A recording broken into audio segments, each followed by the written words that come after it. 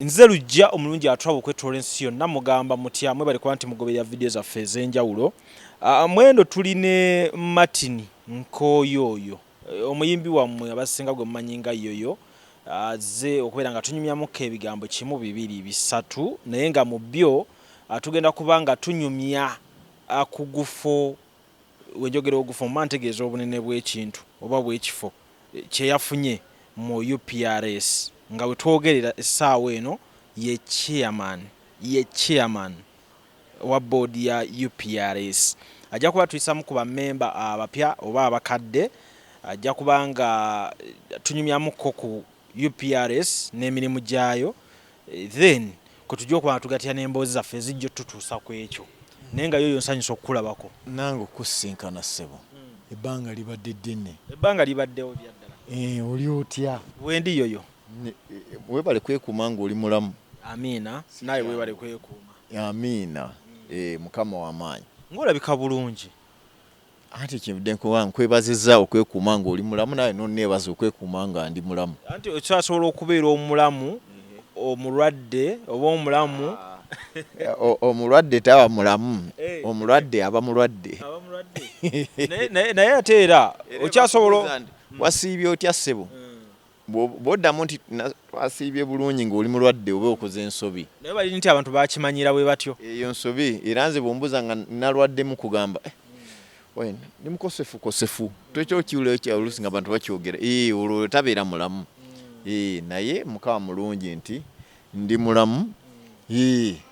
Obulamu butambula bulungi nnyo. Sooka ombulize ku bannayuganda abakulaba essaawa eno. Muli mutya abalaba Uganda, abalaba Wolokoso, okiwulira, abalaba Obrizi, Capital Media,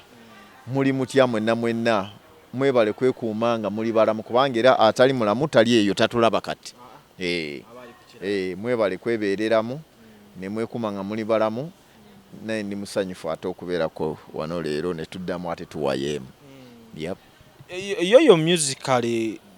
osiriseemu,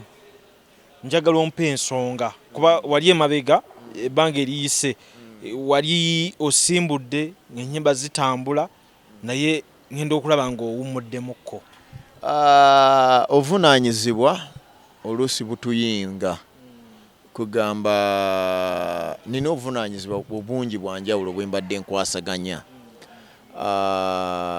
Kati apparently ngira bw'oyanjudde nti nze Senkuluwa, kuba mpulira ekigambo okugamba chairman si kya Luganda ate ng'oyoga Luganda. Mu Luganda gamba yo Senkulu. Senkulu wa UPRS oba Uganda Performing Rights Society. Kyeki Uganda Performing Rights Society ye CMO eye Uganda. Buli ggwanga libeera ne kye bayita CMO ba Collective Management Organization. Eye UK bagiyita PRS. Eye Uganda bagiyita UPRS. Eye Kenya banyine yaabwe, be Tanzania bayine yaabwe.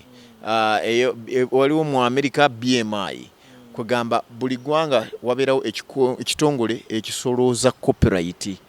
Okitegeera. Kakati ife wane Uganda ekitongole ekikuuma copyright oba n'okusolooza zakulwa on behalf of bannabitone oba abayimbi kiyitibwa UPRS. Mu bannabitone tubalaba baliwa? Bani be tubalanga bannabitone? UPRS beesolooleza kuliko ba producer, ngamba bana ba producinga mu studio, kuliko abawandiisi abawandiika ennyimba, sigamba abawandiiki b'ebitabo kubanga ate abo balina ekitongole kyabwe kye bakiyita Uganda Reproductive Rights Organization. Naye kino twogerako abawandiika ennyimba, songwriters. Tulina ba publishers oba omuntu beyandise nti abanene kugeza nti Swangs eyina abayimbi nesi be beteekamu ssente. Swangs ye bateekamu management, kati in that regard Swangs ye publisher waabwe. Okiwulira? Aba ayina rights kwebyo bye batunda. Kwebitundibwa ayina rights, okiwulira? Wadde nga nabo abayimbi balinako rights. Nja kubikunnyonnyola ebyo. Then ne tubeera n'omuyimbi. So menya ebiti bimeka? Producer, audio producer, writer, oba gwe bandise author, publisher, then performer. oba omuyimbi singa abazanya movies abazanya ebina Uganda abo tebali mu mandate yange era abo sibasololeza abo bali mu under UFMI yesolooza ezaba ebina Uganda naye tuyina enteekateeka kugamba obuta confusing nnyo kisaawe ky'aba users kubanga gwe just imagine nga wano aba UPRS baziba ba licensing officers yagawa tuwe rate za license ya copyright baba akavaawo ate ne wa UFMI najja naffe tuwe eza license okitegeera kata oki confusing mtu tugezaako okukola emaja tulabe tuyinza kukikwasaganyiza watya ekimu kireme creating confusion eyo. Okay, nabali begatte kummwe. Ba TikTok abagwawa seba content creator. Ba TikTok aba content creator naye bagwa under UFMI kuba abisaire bisinga bakola audio visual. Bakola audio visual. Ochulia naye ate bwe batekamu music atolo bajja ne side eyange kati bo bayinza okubeera awo wakati no obeeri kisinzira kyokola kiringa n'omuyimbi omulaba nti agwa side zombi kubanga omuyimbi recording oluyimba kitoyise sound recording okiwulira musical works bw'amala okuzikola ate najja n'akola shooting a music video ola bwagase bibiri naye actinga agase bibiri bwe kityo bwe kibeera. Okay, ku mulundi guno tusooke n'ekifo ky'olimu ekya chairman wa Senkulu wakifunye otya? Ekifo kati UPRS wetu bwebeera nti buli luvannyuma lwa myaka 3 wabeerawo okulonda bayita annual general meeting oba tuyita annual general meeting ngaba members. Annual general meeting eyo bwebeerawo bwetuula kitegeeza ekisanja ky'abo ababaddeko kiba kiweddeko ne tulonda ekisanja ekipya. Kati embeera nga bweri board eriko abakisi babeera 11 ku 11 ffe nga ba members oba ba artists tulondako 8 abasatu government yebatuwa abasatu be baliwa then be balondako be baliwa kati bano bolondebwa nojja ku 8 kubano 8 kubeerako ba performers babiri abakiikirira ba producers babiri abakiikirira ba songwriters babiri n'abakiikirira ba publishers nga bwe nkumenyeddera wali emitendera nti giri ena so kubino okubeerako abakiikirira ba performers abakiikirira ba writers abakiikirira ba producer n'abakiikirira ba publishers. Then since kyetukola kirimu nti kuba UPRS sibwe bino nga bw'owandira binti association mutuleyo ne mugiteekawo UPRS eteekebwawo Act of Parliament era eteekebwawo 2006 Copyright Act kyobula nti eri wansi wa Ministry of Justice kubanga regulator wa UPRS ye URSB Registrar of Companies and what have you. Kati URSB nejja ebeera under Ministry of Justice kakati URSB ate ye regulator wa UPRS okitegeera kati so sinti nti government ekinamu omukono kati kyobula nti nayo eyina abakiise basatu ku board so nayo eronda ba nominated bo tebabeera elected to be electing wabula babeera appointed by the regulator or by government ne bajja ku board so ne tuwera abantu 11 board nebeera abantu 11 so inze obuza najja ntya najja ekisooka ku board nalondebwako nga representative wa performers mu AGM eyaliyo nga 12 July actually AGM yatuula ku URSB auditorium. Bwe mala okulondebwa kati bwe bamala okulondebwa ba members ne babeere 11 kati meeting yaabwe esooke be board meeting esooka beeronde the first business yakweronda mu chairman so twatuuza the first board meeting nga 9 September board nenonda nga nze chairman wa board so bwentu bwenondebwa ku bukulu bwa board. Okay, kikulu nnyo ekyo era tukuyozayoza kati ekifo ky'olimu UPRS badde n'okusoomozebwa over the years ng'abantu bagikasukira ebigambo bino nabiri naddala abayiiya ku mulundi guno bagamba nti manyi nga artist bagamba nange mbadde omu ku bo nga tugamba nti abasajja bo batubba basoloza ssente zaffe tebazikola ki tebazituwa oli mutuufu kakati gwenga omuyimbi ng'okikuttemu era ng'ozolaba ebizibu banno bye bayitamu oba bye mbadde muyitamu kyekigenda okukolebwa okulanga ekyo nakyo tukifuula olugero. Strategic plan yaffe erimu ebintu bisatu. Ekisooka kwe kukomyawo members oba bannannyini nnyimba bannannyini products ba artists okutegeera nti UPRS kitongole kyabwe era be bannannyini kyo kiri regulated by government naye bannannyini baakyo be ba artists. So kitegeeza nti bwe tubaaba okukitereeza tuyina okukwatiramu ffe nga ba artist era kitegeeza nti kati I'm reaching out to all artists bonna bajje tubeere wamu tukwatire wamu tutereeze ekintu kyaffe kuba kati ffe tukirikola ki ffe tukirimu sinze artist yekaaliko kuliko Alan Tonics naye represent ka performers ku board kuliko producer Washington represent ka producers abapawo be bamusindika Producers Association kuliko Atin Pro oba director Martin Musoke naye representing abani ba producers kuliko Race Signature director Raymond Mugerwa aba swau be bamu representing a Songwriters Association ne kubeerako ne Lanisha oyo Lanisha yasindikibwa abaswau ne Uma okiwulira ne kubeerako director Nick Nyombi representing aba publishers ne director Susan Keronen naye representing ba publishers. So ba artist kati ffe tukirimu tumanyi obulumi bwe tubadde tuyitamu so kati artist mfe ky'okubeera naga aba UPRS abo babbi biki abeera ye yennyini yeekubajje ffe tugamba asooka jje aba kisoboka noonye essimu ya Yoyo nkubirako ng'ambe nti waayi muganda wange lwaki kino kiri bwe kiti oba mbadde nteesa tukole bwe tuti kuba kati ekintu kyaffe. In fact government etaddewo amaaso abiri eraba nti singa tulemwa this time ejjagamba ate mutugamba ki twakibakwasa ekintu kyammwe kati ate ne kibalemerera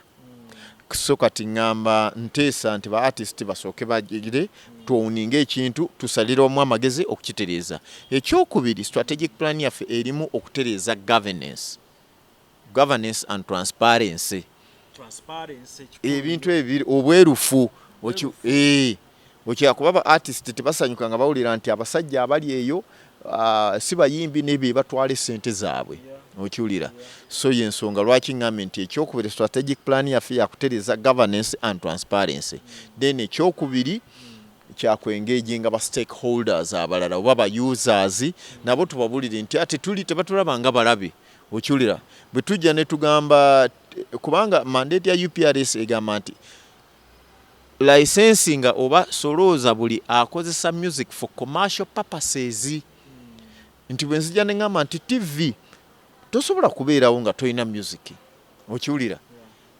music oyo akuyamba nawe okubeesabesa audience yo kitegeeza omukozesa for commercial purposes kuba bw'obeera ne audience company gye ziva eri ne zikuwa obulango okiwulira so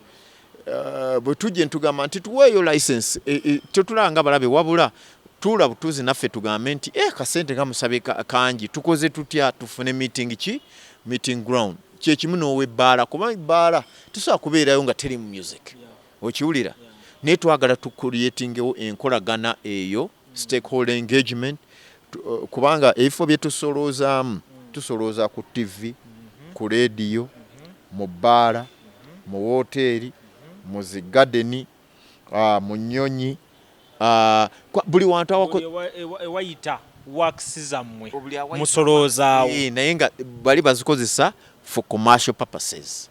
eziri commercial mu nju ewange temusolooza nedda tewali muntu ayinza kuyingira mu nju yo naga nti mpa license ey'okuba music mu nnyumba yo nedda TV eba yansasulidde dda ne radio TV eba yasasudde dda obono distributor kyovulaba nga ba artist bagitetinga ekintu ekya private copy levy mu mu amendment eza copyright ezijja nga bagamba nti bateremu private copy levy kyekitegeeza tukuba kati music atambulira ku masimu ku gundi ku zi flash tuga nti katuteeke kuno ne bwe ziba siringi 1,000 ng'omusolo gweyongedde kuno ku buli gadget okiwulira kubanga kutambulira ku music okitegeera kati gw'okozesenga bw'oyagala kuba n'atunda essimu atunda ye product ye naye ate after all kuyina okugendako music oba movie akiringa bw'olaba abantu abali online omanyi lwaki abantu abatereka content ku online nabo baba balina okufuna copyright kubanga internet kati kyekimu ku bisinza okugaggawaza ensi abagagga bonna betwogerako kati abasinga mu nsi bonna bali mu internet nimbye oba sirimbye naye ng'ate internet tesobola kusurvivinga without content nimbye oba sirimbye buli kyononya it is content kati lwaki boba tebakusasulira content okitegedde internet medium oba media kyovula nti YouTube eba erina okusasula license eno tugijjako gye bayita mechanical rights okiwulira nti webeera nga Spotify ezannya oluyimba erina okusasulira performing rights esasule neighboring rights esasule mechanical rights kubanga Spotify awatali music awatali content tesobola kubeerawo tesobola okya so kyangu nnyo okukitegeera bwe kityo science yoyo akirimu naye wetutunulira gye musolooza wagazi era sente ziraga nti ziba weezi zisinga mamuzifunye zandibadde oli mutuufu nnyo wagazi naye wabaddewo nga bwe nkugambye nti ku site gyaffe eyokusatu ekisooka ba artist nga bo tebalowooza nti kino ekintu kyabwe nti ate ekyokubiri nti actually fallback ng'ovudde kuba buli muntu otuuka nga teba kyakuyita ku bivulu tukyagenda ku stage naye ng'ate music wo azannya okiwulira so walina okubeerawo copyright so kyevudde ngamba ebintu bibiri bisatu ekisooka ffe ba artist tukitegeere nti eno kati it is our industry UPRS yaffe ekyokubiri tutereze governance and transparency tulekerawo gamba nti abo batubba ssente kyaffe bajje twekubiremu bennyini tooki mu UPRS yaffe tugitereeze ekyokusatu then wali nti ssente zirabikanga ennyingi ne lwaki teziriiwo kati tubuildinge eyo gap mu ba users nabo tugende tubagaye nti abannaye tikiri mu sitaani gw'okusasulira ki license ya copyright bwekiti bwekiriwo ekibonebwekiti kubanga buli bw'osasula license ya copyright obeera oyambye industry okusurvivinga okiwulira kakati nayo ate nesobola okufeedinga content gw'onoofeedinga ate abalabi bo okira kwegamba ffenna buli omu alya ku munne tuli mu nsi nga tetutera kuwa budde nnyo kumanya ngeri gye tuyinza kufuna naye nga twagala kufuna onfuna bulungi kati tutuuke wemmanyi buli muntu wayagala okuwulira nti okufuna awo emabegako simanyi oba okoze research n'omanya nti abantu ababaddewo babadde basinziira ku kyokubanga badistributinga ssente zino kuba bakugamba nti omuyimbi akoze ku linnya oba yenna artist alina erinnya yajja okuganyirwamu ate era afuna kitono atanafuna linnya wadde waliwo ebiyiiye bye ebitambula gwe tebajja kukutunulamu nene enkola ey'okukubira obukubiza omuntu essimu nga talina waatunula n'agamba nti kweno app mpezezza ssente weziti ku akawunti yange kubeeza enkola obadde ozimanyi era olina ne app omanyi nga bwe nkugambye nti ena administration yaffe empya tuzze okusooka okwonboardinga ba artist basooke kubanga tusobola kutegeera bintu byoli wabweru waabyo kiringa ngamba abantu nti oluusi okuzira si ensonga okugaana sijja kibeeramu ekyo nakozesanga nnyo example ya nti olaba Odinga bwe yazira akalulu ka Iran tekyagaana Uhuru Kenyatta ye kukabeeramu n'afuuka president era yafuuka president emyaka 5 okya so okuzira teyali solution naye okubeera paati waakyo n'okyenyigiramu kiina bwe kiyambako kati obuuza ekintu ekikulu ennyo nti tukuleetinga tutya transparency tugezaako okulaba oba kye tugenda okukola nti engeri technology bwa advances twogera ne bano bonna abalina platforms nange nina platform ekyo kirungi obadde okimanyi Apple gina era etambula kwegamba tugenda kulaba nti monitoring tugikoze tutya okiraba monitoring okusooka omuntu amanye nti ndi worth eyinza obutabeera absolute kubanga ebimonitoring era tugambe temonitoringa mu mabaala wabula emonitoring ebikubwa ku radio tusaana okumonitoringa ku online okoze otya naye ate jjuka tusolooza mu mabaala tusolooza mu mawoteeri tusolooza mu okitegeera naye at least eno monitoring evudde eno esobola okuyambako okubawa basis bwe muba mukola sampling nti wano bitambudde bitya yenkola gye tugenda okukozesa administration ebaddewo enkadde ekiso okugeza bwe twajjidde mu office wabaddewo sente obukadde 217 bwali bulina okubeera obwa distribution eza 2022 era balina okuwa abayimbi n'abitone kye twasose okukola okugamba nti wadde sente ezo ntono zigabibwe ziveewo ebibiri mugenda bigamba nti abayimbi nga bangi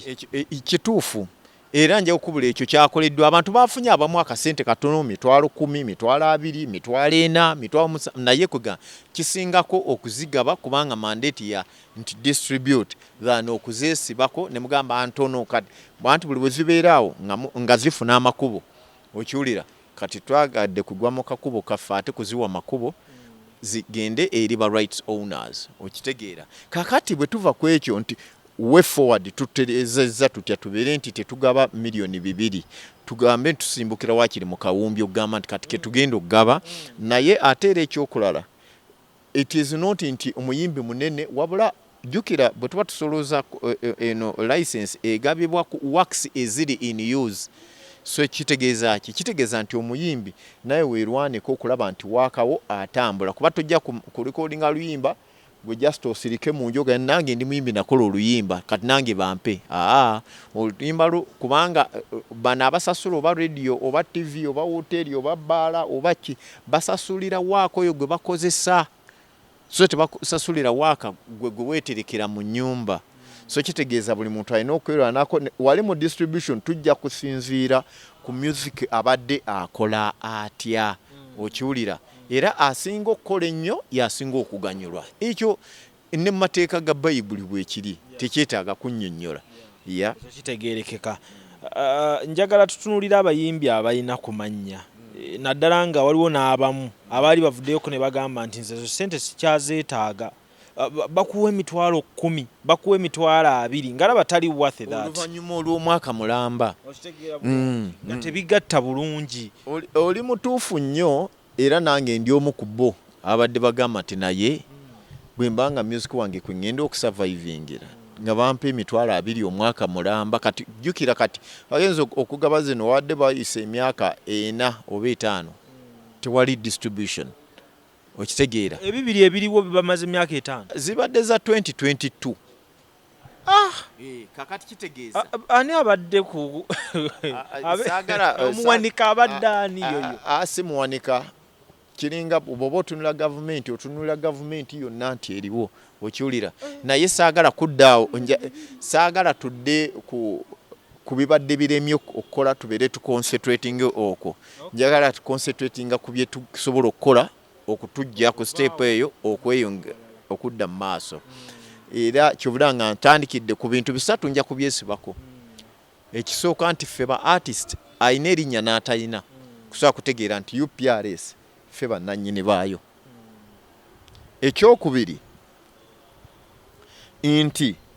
kati ffe ate abakwasiddwa obuvunaanyizibwa tuteekawo tutya governance nga nnungi ng'eri transparent naye ne artist nannyini waayo kimukakatako always okututeeka ku pressure n'otukubamu tooki nti chairman ng'ebintu tebitambula bulungi n'ensonga eri etya okiwulira always putting us in check okitegeera tusobole okubeera okulabika nti tuteekawo transparency ne good governance then ekyokusatu tuengage ba stakeholders abo abalala ba users tulabe nti tu increasinga collections zaffe tujja kutereeza ekisaawe kyaffe biki byogenda okukola okukomyawo abayimbi abo abanene I understand transparency egenda kubaawo osuubiza obbakolera ekyo kye basuubira naye mu kyokubakomyawo kuba kati baabula ekisooka kya engagement. Omukomu. Yes, kikulu nnyo. It is important. Kikulu nnyo ogenda n'entuukira nti muganda wange Jose Chameleone kati ffe tuli mu UPRS siinaayo ssente naye tulina okukola ssente naye tukoze tutya okutereeza ekintu kyaffe, tukoze tutya okuziba emiwaatwa abasajja bano babadde babbira ssente. Okitegeera Kenzo, President Kenzo nzuno nzize era twogera okira nvayo ngende why His Excellency Bobi Wine opinion yogoloza tukoze tutya okutereeza kubanga ekitongole kye tutereeza bwenveeyo bwembanso nfunye gap ngande ne wa President Museveni kuba naye muyimbi nti why empenko niyo tunagisoloza tutya utuwe ku magezi kuba ffe ekitongole kye tukulembera tekiina maaso tekiraba nti ono wa opposition ono wa movement tulinga banaddiini nti bwoba oyingira okusaba essaala tebagamba nti gwajjidde mu reedi oba mu kyenvu toyingira. Ffe tulina okubeera as neutral as possible. Etteeka lya copyright linaatandika ddi okukola emisana kuba ebiseera ebiyise likola kiro. Lwaki nkugamba we ntyo? Abantu tebamanyi kumanya nti n'etteeka weeriri olwaleero luno naye nga teribaddewo emyaka mingi. Onfuna bulungi litandika ddi okukolera mu lujjudde tusangeko ku ttiimu ya Yoyo ng'esolooza ebbaala emisana tugisaye ng'esolooza TV mu lujjudde kwega tumanye nti efunira wa. Kankubuulire ekisooka etteeka lya copyright lino ba licensing officers baffe bakola misana ttuku nga tetubalaba. Yegwe mpozi ngwe akuŋŋamba mbu ekitongole ekyokoleramu tekiri compliant naye kyemmanyi nti ekitongole ekyokolera kiri law abiding kiri compliant. Tulina okuba nga tusasula. Bajja mu office ne baleeta invoice ebintu babikola bwe biri systematic oba gweyagala balabe nga bazembu njagala mbalabe nga olaba ekitongole kya KCC nti kituuse wano kikola omulimu weeguti enforcement wetu weefaananye. Ofuna bulungi kaakati ekyokulala waliwo kogenzi n'ogamba nti abantu copyright netandika ddi okukola abantu abasinga nno munnaye tebamanyi nti waliwo copyright law ate nno si bayuza bokka n'abayimbi kubanga obawulira nga bagamba twagala copyright naye kituufu kiri nti waliwo copyright law kyetusaba kintu kimu nongoosereza kutereezaamu okiwulira naye nga copyright law eri act eyo ya 2006 2006 ate n'ababadde mu kintu nga baagala abantu baleme gimanya tuweeri era waliwo abantu always abaliira mu kavuyo nga obutamanya bw'abalala kwe kufuna kwabwe naye ate naffe ejjukira nga ba citizen kitukakatako kubanga jjukira baga nti obutamanya tebukola ki tebukuggisaako musango. Kale nno naffe twebuuse so bayimbi bannange ekisooka bategeere nti copyright law weeri 2006 era UPRS ekolera under the Copyright Act. Njagala tutunuulire ensonga endala enkulu buli we twogera ku copyright. Ndabye bannabitone ku top nja kutunira ne Bobi Wine mu kusika omuguwa okusembyeyo awo ne federation mukyo side emu bagamba nti federation eriwo kulwana kyemwali tuseeko ekyokutereeza copyright ne federation egamba egoba ku copyright kati goli mu center chairman ekituufu kye kiko bibiri ekituufu kye kiriwo ku Bobi Wine kyagamba eri ne President Kenzo federation kyagamba nti nabo bagoba copyright sijja kutekinga side nze wabula mu kifo kye mu capacity yange nze nkuuma eryo tteeka liriwo paka eba n'atereeza oli wano ku kadde omupoliisi obuvunaanyizibwa bwe sikola mateeka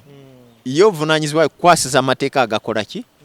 agaliwo kati gwe kyolina okumanya nti mu kapasite yange kati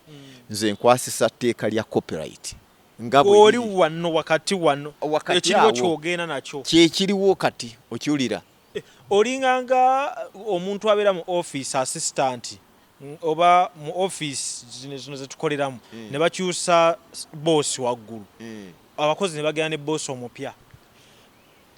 bwe libanga etteeka lya company ligamba nti ye company policy yeeno era gye mulina okugenderako okiwulira nze awendi nze ntambulira ku copyright nga bweri sigamba nti eteriimu birumira nti waliwo ebyetaawo kutereeza weebiri naye nkugambye sinze nkola ki amateeka so mu nsonga eyo sisobola kuteekinga sayidi nga bwombuuza ekibuuzo nti Bobi Wine ye mutuufu oba President Kenzo ye mutuufu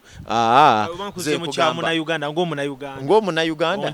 anti era nze ndi mu bannayuganda balonzeemu nze ne bagamba gwe chairman wa UPRS chairman wa UPRS ye copyright custodian ow'eggwanga lino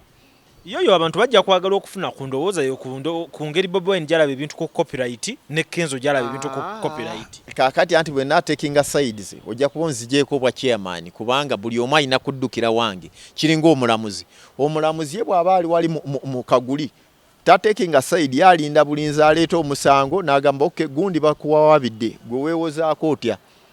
mwena ne muleeta obujulizi kati naga okusinanga bwe nziwulidde etteeka lyo ligamba kino Kachaga tugamba bonna batuufu yoyo chairman Mr Chairman kituufu bonna batuufu bijiramu ebisawo bya ssente nti ebisawo bya ssente okuva mu gavumenti eri abayimbi biremeseza copyright yeyo kola sinalabako kisawo nze ng'omuntu naye okimanyi nti abayimbi bafunye ku ssente nkugambe ng'omulamuzi bw'atulala mu kaguli totandika kumuteekamu byanjwanjwa nti ate sebo omulamuzi okimanyi walabye ebisawo ajja kugamba obujulizi buliwa yoyo wano wooli kati kugumya mutwe era ogwange si kugumya mutwe ogwange kukola kintu kituufu kinsuubiza mu kyowa nkugambe ebintu ebyaffe strategic gundi ziri 3 ba artist kuddamu kutegeera nti copyright UPRS yaffe ekyokubiri banteeke kuninga okulaba nti tutereeza governance wabeerawo transparency ekyokusatu kati ffenna tumaze okwekwata kitole twengeginge ba users tubagambe nti banene tetuli balabe bammwe wabula twagala kutereeza kisaawe kino musasule license kyekyo kyokka kale yoyo ye chairman wa UPRS omupya mukyo kiwe essuubi kuba yo yabadde omu ku abo abadde bakayanira emabega eyo nga balaba tebitambula nga ebyagitambudde mu biyiye bye baateekawo byatusuubiza tubiwulidde on record. I'm on record. You're on record now. Yes. Nti ngenda kukyalira buli omu ngenda mukubira akasimu ngenda konkona ngenda kujja okusooka ffe bennyini bannannyini ki copyright ekyennaku nti wona agenda ate okwengejiga Bobi Wine bagenda kubiyita politics bwe baba tebabiise politics nga neegenjize Kenzo bwe banaabiyita politics nga neegenyize Bobi Wine be bajja okubeerako n'ekyamu naddala nga ngenyiddedde mu kapasite yange nga chairman wa UPRS omupya yesebo aliko mpazi wakamalako bbanga ki mwezi gumu gwokka mandate ya myaka 3 naye naakamala omwezi gumu gwokka okagoko yagala kukwata ssente zaffe zigaba abasajja babeera ne ssente zaabwe ne ziyitira eyo ekyovala nti ndi omu ku bannaffe kummwe kuffe okiwulira kibeera nkugambye nti njagala banteeke ku nninga bangaye nti kino nga tekiri transparent kino kiri ki engeri yokka gye tujja okutereeza governance y'ekintu kyaffe kale yoyo maliriza ng'obuli abanayuganda kikyoyinza okugenda nga tuleseeyo mbaagala nnyo ate nange ndi muyimbi okuyimba sikuvangako era waddi akayimba very soon but n'akayimba bakaita tele bachekinge ku YouTube channel Yoyo 365 yes so okuyimba omanyi tosobola kuvaako no thank you kale byebyo mwebale kuba nti mutugoberedde yoyo waati wayimiridde ku mulundi guno nga ye chairman wa UPRS saba katonda abakuumi tujja kuddamu twogeremukko naye kuba mmanyi bingi kati bigenda kujja bingi bitugenda okubeera nga wano nga tukugamba yoyo jangu otuule wano binnyonnyole tulabe ate nga tufuna omulamwa mu ekyo